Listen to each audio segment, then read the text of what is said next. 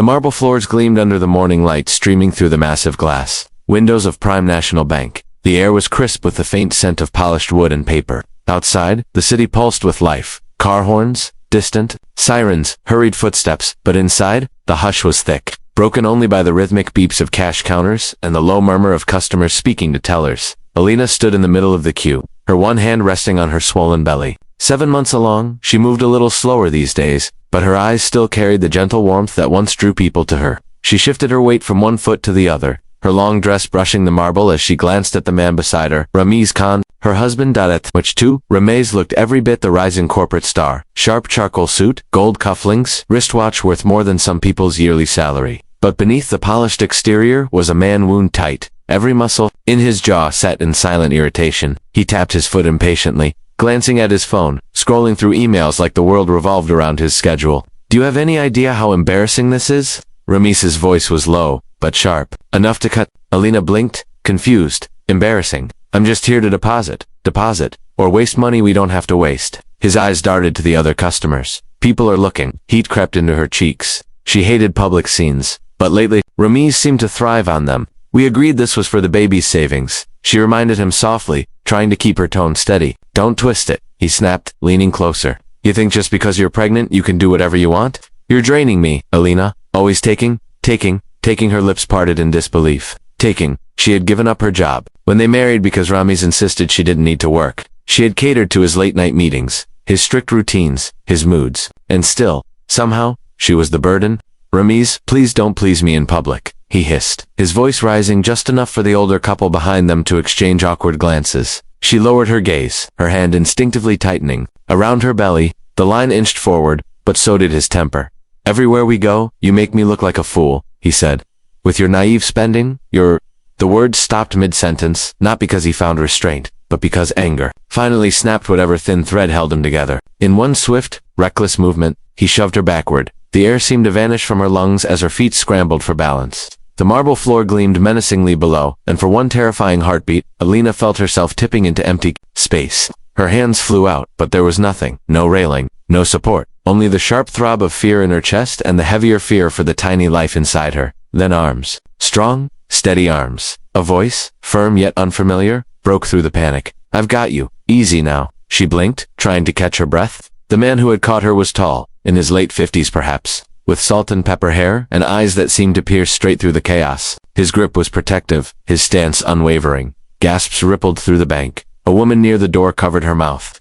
Somewhere, someone shouted, "Call security!" The atmosphere shifted. That strange charged silence that falls before judgment is past. Alina's knees trembled as the man guided her upright. You're all right, he assured her, his voice low, calm, and commanding enough to quiet the whispers. Rameez froze where he stood, his face a mask of annoyance rather than guilt. But when the man's gaze locked on him, a glare sharp enough to slice stone, Rameez's bravado faltered. He took a small step back. The man didn't raise his voice, didn't threaten, but his presence alone radiated authority, the kind that came not from power alone but from knowing exactly how to use it. Your wife is pregnant, the man said, evenly, though there was steel beneath his words. If I ever see you put her in danger again, there will be consequences. Alina stared at him, something tugging at the edges of her memory, the tilt of his brow, the way his voice seemed to carry familiarity, even warmth despite the tension in the room.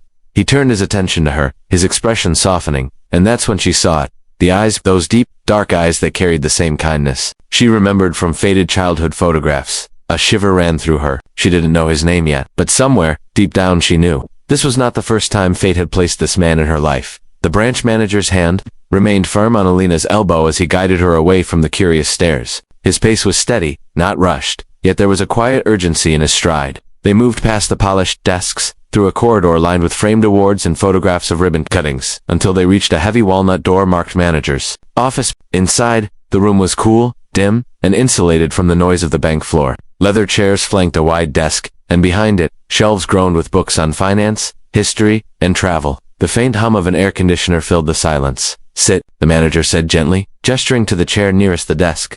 Alina lowered herself carefully, one hand instinctively resting on her belly. Her heart was still racing from the confrontation, her legs shaky.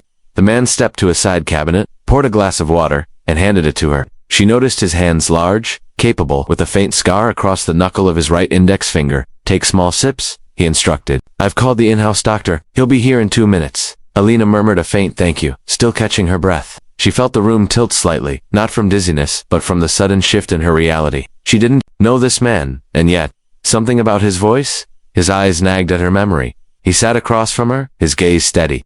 Are you hurt anywhere? Pain in your back? Abdomen? No, she said, shaking her head. Just a bit shaken. He gave a small nod, relief flickering in his expression. Then, almost unconsciously, he said, It's all right now, Ally. Her breath caught mid-sit. The glass trembled slightly in her hand. Ally, that name. She hadn't heard it in years. Not since she was a little girl sitting on her mother's lap, listening to bedtime stories. It was a name only her late mother used, and only in the quiet safety of home. She had never told Rameez. She hadn't told anyone. She set the glass down slowly, her voice barely above a whisper. What? What did you just call me? He seemed to hesitate for a moment, as if weighing whether to speak. His eyes searched hers, and in that instant, she saw the shift, the manager's professional mask melting away into something far more personal. I called you Ally, he said, quietly, because that's who you are to me. Confusion swirled inside her, but how? The man took a slow breath, his voice soft but heavy with meaning. I'm your mother's brother, he said. Your uncle Zarian. Alina froze. The words hung between them like a thunderclap in the still air. Her mother had always said her brother died decades ago, in an accident abroad. She had spoken of him rarely, and when she did, there was a sadness in her eyes that made Alina never press for details. That's not possible, she said, shaking her head. My mother told me I know what she told you, Zarian interrupted gently. She had her reasons, but I am here now, alive, and I will not let anyone hurt you. Before Alina could respond, a loud, impatient pounding rattled the office. Door. Alina, open this door right now. Rameez's voice was sharp, demanding. We're going home. Her pulse spiked. She half turned toward the sound, but Zarian remained completely still. His eyes never left hers. The pounding came again, louder this time. Do you hear me? Zarian rose slowly from his chair and walked to the door. He opened it just enough to stand in the gap, his broad frame blocking Rameez entirely from view.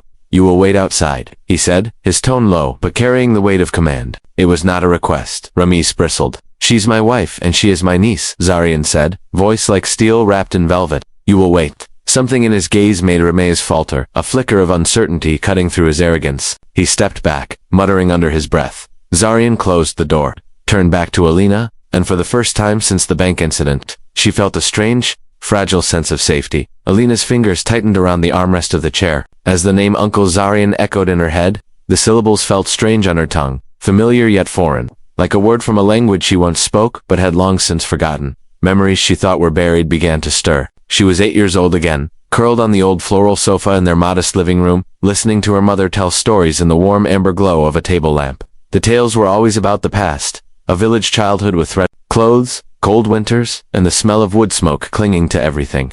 In those stories there was always a boy, her mother's younger brother, mischievous and stubborn, with eyes like quicksilver and dreams, far too big for their cramped home. Your Uncle Zarian was only 18 when he left, her mother would say, her voice carrying that faraway quality people have when they speak of those they love but can't reach. He took a bus to the city with a single suitcase, said he'd find work overseas, promised he'd send for me one day, but he never did.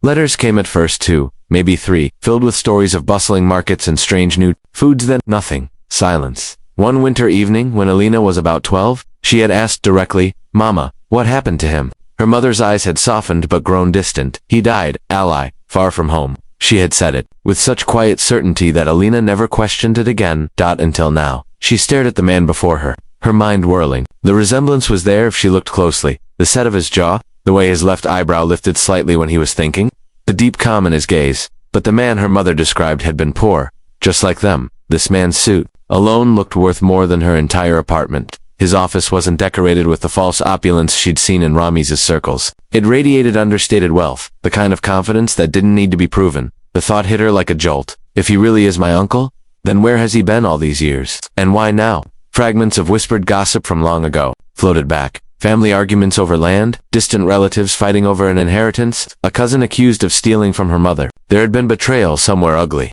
personal, and perhaps that was why Zarian had cut all contact. And yet, he had found her here, at this exact moment, when her marriage was quietly crumbling, and her safety and her babies was hanging by a thread. Coincidence or something else entirely? She swallowed, her mind caught between relief and suspicion. His sudden reappearance felt like a lifeline thrown to a drowning woman, but also like the first ripple in water before a storm breaks. Rameez Khan liked to call himself self-made, a badge he wore as if it excused every sharp word, every ruthless decision. Born into a middle-class household, He had clawed his way up the corporate ladder with a mix of relentless ambition and calculated charm.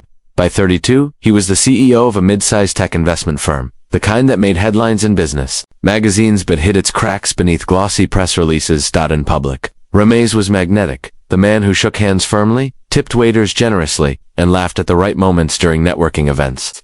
His suits were tailored to perfection. His shoes shined until they reflected light like black mirrors. To acquaintances, he was the picture of success. Behind closed doors, the image warped. At home, Rameez's need for control seeped into every part of Alina's life. He monitored their joint bank account obsessively, questioning her about even the smallest purchases. "Why do you need a new dress?" "We have events to attend, not fashion shows," he would scoff, ignoring the fact that he spent more in a single dinner meeting than she did in a month. Her social life had been the first thing to shrink after their marriage.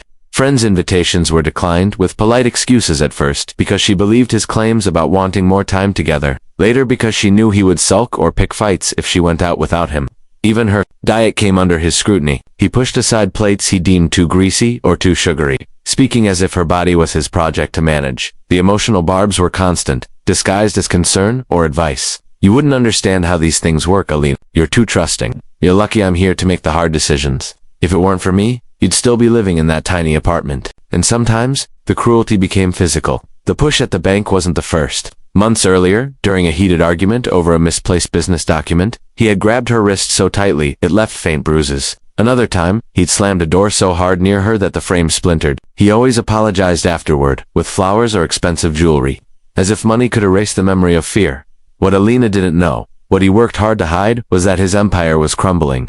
The market downturn had gutted several of his investments. 2 risky ventures had failed spectacularly, leaving him scrambling to cover debts. He had refinanced the company's headquarters without telling the board. If word got out, his carefully crafted image would shatter. That was the irony. Rameez's obsession with control came from deep insecurity. The more his business faltered, the tighter his grip became on the one thing he still believed he could control, his wife. And now, with her uncle's sudden appearance, that grip was beginning to slip. When Alina finally left the bank that afternoon escorted by her uncle's driver instead of Rameez, Zarian stayed behind in his office, the blinds drawn. He didn't waste time on idle thoughts. Instead, he picked up the phone and spoke in a voice so quiet it carried more authority than a shout. "Find out everything about Rameez Khan," he instructed. "Personal, financial, legal. I want a full report in 48 hours. On the other end, his head of private security simply replied, "Understood, sir." Zarian had built his empire on more than just financial acumen. He had an instinct for people, an almost uncanny ability to spot rot beneath polished veneers, and from the moment he'd seen Rameez's eyes flicker at being challenged, he knew there was something to uncover. 2 days later, a thick leather-bound file landed on his desk. The first few pages contained the standard biography, age, education, career trajectory, but it was the sections marked in red tabs that made his jaw tighten. Page after page detailed financial irregularities. Bank transfers to offshore accounts in the Cayman Islands, routed through shell companies with laughably thin paperwork. Funds from his own firm being moved quietly, disguised as consultancy payments to unregistered entities. It was the kind of paper trail that only the overconfident or desperate left behind. Then came the photographs. Grainy, zoom lens captures of Rameez with a woman, younger, sharp-featured, always draped in designer clothes. They met in hotels, restaurants, and once in a sleek sports car parked in an underground garage. The report identified her as Kinza Mumud, a marketing executive at one of Rameez's client companies. Their relationship had been going on for over a year. Zarian's eyes narrowed as he read the next section. Rameez's marriage to Alina had been a calculated move. According to one private email recovered from Rameez's laptop, intercepted through discreet but perfectly legal cyber surveillance, he had told Kinza he believed Alina was sitting on a hidden inheritance from her late mother. The truth was harsher. Alina's mother had left her nothing but memories and a few sentimental keepsakes. There was no trust fund, no secret land deed. Rameez's belief had been based on gossip he'd overheard years ago, and by the time he realized it wasn't true, he was already too publicly tied to her. For Zarian, this wasn't just distasteful, it was dangerous. Men like Rameez, when cornered, financially, could do reckless, irreversible things, and Alina, vulnerable and expecting,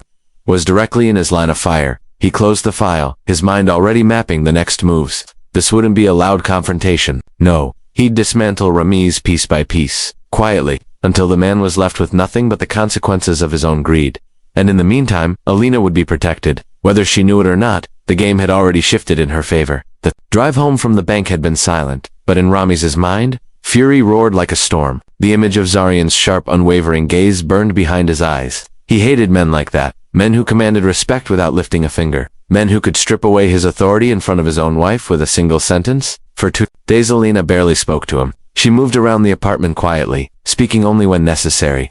To Rameez, her silence was not peace, it was defiance. And defiance had to be broken. So, on the 3rd evening, he returned home with a bouquet of long-stemmed red roses. His smile was rehearsed, soft enough to pass for sincerity. "I'm sorry, Alina," he said, placing the flowers on the coffee table like a peace offering. "I overreacted at the bank. I shouldn't have pushed you. It was the stress, the company, the market. You know how it is." She looked at the flowers, not at him. "You could have hurt the baby." He swallowed his irritation. "I know. That's why I'm here, trying to make things right." He reached for her hand, but she stood and walked toward the kitchen. He let her go. This wasn't about winning her affection. It was about regaining control. Later that night, after Alina had gone to bed, Rameez slipped out. The city was alive with neon and traffic when he pulled into the underground parking lot of an upscale hotel. Kinza was already waiting for him in the lobby bar, legs crossed, drink in hand, her sharp eyes taking him in like he was a chess piece she'd already cornered. "You look tense," she said, smirking. "That old man at the bank, Alina's so-called uncle, he's trouble," Rameez muttered, sliding into the seat across from her. "Rich trouble. The kind that could make life very difficult." "Then cut her loose," Kinza said simply, twirling her glass. "Once the baby's born, you file for divorce. Don't give her a penny. Let her run to her precious uncle for pity money." Rameez hesitated. "Child support." Kinza smirked. "Why didn't? Not if you play it right. You push for joint custody, make her look unstable, unfit, or there are other ways." Her tone made his stomach twist, not with morality, but with the weight of implication. In truth, Rameez had already been toying with a plan. His company's accounts were bleeding faster than he could patch them. A major deal with an international investor had collapsed just last week, leaving him with unpaid loans and a furious board. Bankruptcy was circling like a shark, but Alina still had assets, small ones, in her name. An apartment her mother once owned, a set of antique gold jewelry passed down through the family. None of it was enough to save his empire outright, but if leveraged or sold, it could buy him time. The problem was access. She had grown more guarded in recent weeks, especially after the bank incident. If he asked directly, she would refuse. He'd have to be clever, coax her into investing in one of his business moves. Make her believe it was for their family's future. He took a long sip of his drink, already imagining how he'd frame it. A story about a once-in-a-lifetime opportunity. The kind of pitch that made people feel foolish if they said no. Beside him, Kinza leaned closer. "Just remember," she whispered, "the only thing standing between us and the life we want is her. Once she's out of the picture, we win." Rameez didn't answer, but his silence was agreement. The decision had been made, all that remained was execution. The invitation arrived in the most understated yet impossible to ignore way, a cream-colored envelope hand-delivered by a uniformed driver. Inside, in flowing ink, was Zarian's message, "Dinner, my penthouse, 8 p.m. sharp." There was no RSVP line. It read less like an invitation and more like a summons. That evening, the elevator to Zarian's private penthouse opened with a soft chime, revealing a world Rameez had only seen in glossy magazines. Floor-to-ceiling windows framed a city skyline bathed in gold and sapphire light. Every surface gleamed marble floors, glass sculptures that looked impossibly delicate, oil paintings whose frames alone could pay off a mortgage. The air itself seemed richer here, scented faintly with sandalwood and something rarer, more ancient. "Welcome," Zarian said smoothly. Dressed in a tailored charcoal suit that didn't just fit, it belonged to him, the way the room belonged to him. His presence was commanding, but his eyes softened as they landed on Alina. She felt, for the first time in years, like someone saw her without judgment. Rameez, however, seemed suddenly smaller. His usual swagger wilted under the weight of the room's opulence. He smiled too broadly, shook Zarian's hand too firmly, and kept glancing at the priceless art as if calculating its value. "Incredible place you've got here, sir," he said, his voice pitched somewhere between admiration and envy. Dinner was served at a long mahogany table. Crystal glasses caught the light of a chandelier dripping with hand-cut crystals. Each course was artfully plated, saffron-infused seafood bisque, wagyu beef with truffle mash, and a dessert so delicate it seemed almost cruel to eat it. Rameez launched into self-congratulatory anecdotes about his business acumen, clearly trying to impress. Zarian listened politely, nodding at intervals, but his occasional questions landed like precision strikes. "So," Zarian said casually while cutting into his steak, "how's Khan Enterprises handling that? What was it? 7 million in debt from the Dubai expansion?" The air froze. Alina's fork paused halfway to her mouth. Rameez laughed awkwardly. "Ah, well, numbers always fluctuate." Zarian's gaze sharpened. "Fluctuate, or spiral. I've seen your lender. Reports?" He didn't raise his voice, but the weight behind the words made Rameez's jaw clench. Alina glanced between them, realization dawning. This wasn't casual dinner talk. This was a calculated test. Zarian wasn't just flaunting wealth. He was showing Rameez exactly how much he knew, how easily he could pull apart the fragile facade. Rameez lived behind. The rest of the evening moved with a strange rhythm, polite conversation layered over an unspoken chess match. When they left, Rameez's smile was brittle, and his hand on Alina's arm was just a little too tight. She caught Zarian watching, his expression unreadable, as if already thinking 3 moves ahead. The game had begun, and everyone at that dinner knew it. The drive home from Zarian's penthouse was suffocating. The city lights streamed past in blurred streaks, but inside the car, the air was thick with unspoken fury. Rameez's jaw was locked, his hands white-knuckled on the steering wheel. Alina sat silently, her gaze fixed on the passing buildings, willing herself to disappear into the dark.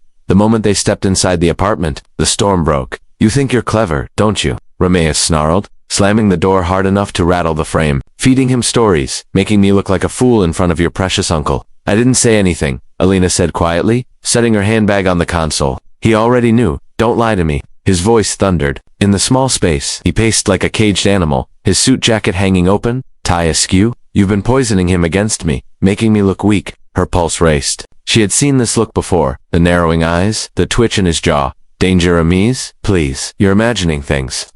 He closed the distance in 2 steps. His hands were on her shoulders, shoving her hard. The impact against the wall stole her breath, and before she could steady herself, he shoved again. She stumbled backward, her heel catching on the carpet, and fell heavily onto the floor. A sharp pain ripped through her lower abdomen. Her hands instinctively cradled her belly. "No. Please, no." Her voice trembled as panic gripped her. Rameez froze for a moment, his anger cracking into something like fear. "Get up, you're fine." But she wasn't. The pain was real and growing. Within minutes, she was in the back of a taxi, her breaths shallow and uneven. Rameez sat rigid beside her, his silence louder than shouting. At the hospital, a doctor in pale blue scrubs ushered her into an examination room. After an ultrasound and a tense wait, he returned, his expression serious. "Mrs. Khan," he said, "your baby is stable for now, but the stress you're under is causing contractions. This could trigger premature labor. You need complete rest and no more emotional or physical strain." His tone carried a quiet warning. Alina nodded, swallowing the lump in her throat. She didn't dare look at Rameez. It was hours later, after Rameez had stepped outside to take a call, that Zarian appeared in the doorway. He didn't smile. He didn't greet her with pleasantries. He simply walked in, his tailored coat still on, and stood at her bedside. She felt the tension in her chest loosen, just a fraction. His eyes swept over her pale face. "The foredrip, the fetal monitor. I warned him once," Zarian said, his voice low but edged with steel. "That was his last chance." Alina's lips parted, but no words came. Zarian leaned closer, his gaze locking with hers. "This ends now." In that moment, she knew Rameez's reign over her was no longer unchallenged. The ballroom of the Grand Meridian Hotel shimmered under 1,000 crystal lights, the air thick with the scent of roses and polished ambition. Waiters glided between tables draped in ivory linen, refilling champagne flutes as the city's most powerful mingled bankers, CEOs, politicians, and members of the press, all gathered for the annual Imperial Bank Charity Gala. Alina stood at the edge of the crowd, her sapphire evening gown hugging her frame elegantly, her hair swept into a soft chignon. She felt the weight of 100 curious glances, whispers trailing behind her like perfume. Being Zarian's guest of honor ensured attention, but tonight, attention had a purpose. Zarian himself moved through the room with effortless command, shaking hands, exchanging pleasantries, yet never straying too far from her side. He was in control of the narrative tonight, and every step, every glance, was part of a larger strategy. Arrived late, as though determined to make an entrance. His black tuxedo was immaculate, but his eyes betrayed a shadow of unease. He scanned the room, and when he spotted Alina standing beside Zarian, his jaw tightened. The speeches began after dinner. The CEO of the bank spoke first, then a senator. Finally, Zarian was called to the podium. He began with warm remarks about charity, responsibility, and integrity in both business and personal life. Cameras flashed, capturing every confident gesture, then his tone shifted. "Ladies and gentlemen," Zarian said, his voice carrying through the hush, "I have always believed that the true measure of a person is not in their wealth, but in how they treat those who trust them the most." He paused, letting the words sink in. Alina's breath caught. "It is with a heavy heart," he continued, "that I must share something personal tonight. The woman beside me, my niece by heart, if not by blood, is married to a man who has betrayed that trust in the most unforgivable ways." Gasps whispered through the audience. Even the waiters paused mid-step. "This man," Zarian went on, "is currently under investigation for fraudulent dealings with client funds, for infidelity, and for acts of physical and emotional abuse against his wife." Alina felt her heart pounding, but she stood tall, refusing to shrink under the weight of every camera lens now aimed at her. Zarian gestured to the massive projection screen behind him. Some things cannot be hidden forever. The lights dimmed. Slightly grainy security footage filled the screen, a recording from the bank's private lounge. There was Rameez in high definition, shoving Alina hard against a wall. Her head snapped back in the frame. In the background, a bank manager's shocked face flickered into view.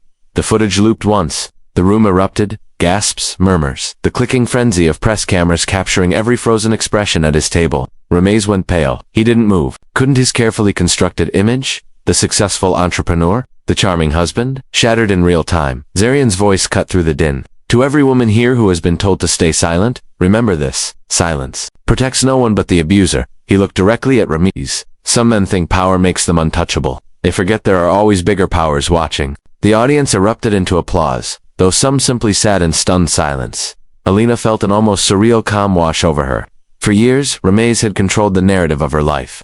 Now, in front of the city's elite and the press, the truth was no longer hers to hide. It was the world's to see. By the time the applause faded and the lights returned, Rameez was still frozen, cameras capturing every second of his humiliation. And Alina, standing beside Zarian, finally exhaled, knowing there was no going back. The flashing red and blue lights outside the gala venue were like beacons of justice, drawing the attention of every guest and journalist present. The moment Zarian stepped down from the podium, the heavy glass doors swung open, and uniformed police officers strode inside with quiet authority. Cameras followed them, lenses clicking furiously. Rameez, pale and stiff, tried to stand tall, but his eyes darted wildly between the officers and the crowd. His voice cracked as he muttered, "This is a mistake," but the lead officer cut him off. "Rameez Khan, you are under arrest for assault, fraud, and embezzlement." The officers moved in, reading him his rights while handcuffing him. In front of the stunned audience, several guests whispered among themselves. Others held up their phones to capture every second. From her seat beside Zarian, Alina sat frozen, her pulse thudding in her ears. She thought she'd feel satisfaction watching him finally face the consequences. And she did, but there was also a wave of grief for everything she had endured. Her hands instinctively rested on her belly. As Rameez was led out through a gauntlet of reporters, a loud voice shouted, "What about Kinza Malik?" The name sent a ripple through the room. Zarian's security detail had already handed the police evidence on her role in the fraud, and within hours, news would break that she had fled the city. But by the end of the week, she would be caught trying to board a private yacht in Dubai, arrested in a high-profile sting operation. 2 months later, Alina's life looked nothing like the prison it had once been. She had moved into a sunny apartment in a high-rise zone by Zarian's bank, a safe space with sweeping views of the sea. The nursery was painted in soft pastels, sunlight spilling over the crib where a baby blanket waited. When Zarian offered her a position on the board of his Foundation for Women in Crisis, she had hesitated. "I don't know if I'm ready," she'd admitted softly. "You're more than ready," he'd replied, his deep voice steady. "You've lived what they're going through. You're not just a survivor, Alina. You're proof that they can survive too." The day finally came when she was wheeled out of the hospital, cradling her newborn daughter. The delivery had been long, exhausting, and emotional, but the moment the doctor placed the tiny, warm bundle in her arms, every bruise on her heart began to heal. Zarian met her at the hospital entrance, the skyscraper skyline glittering behind him. He leaned down, his gaze tender as he carefully took the baby in his arms. "Your mother," he whispered to the infant, "is stronger than gold." Alina stood beside him, her hand resting on his arm, feeling sunlight wash over her face. For the first time in years, she didn't feel fear in her chest, only freedom. As they stepped out into the bustling street, the city felt alive, full of promise. She had walked into this battle as a victim. She was walking out as a mother, a leader, and a woman finally free.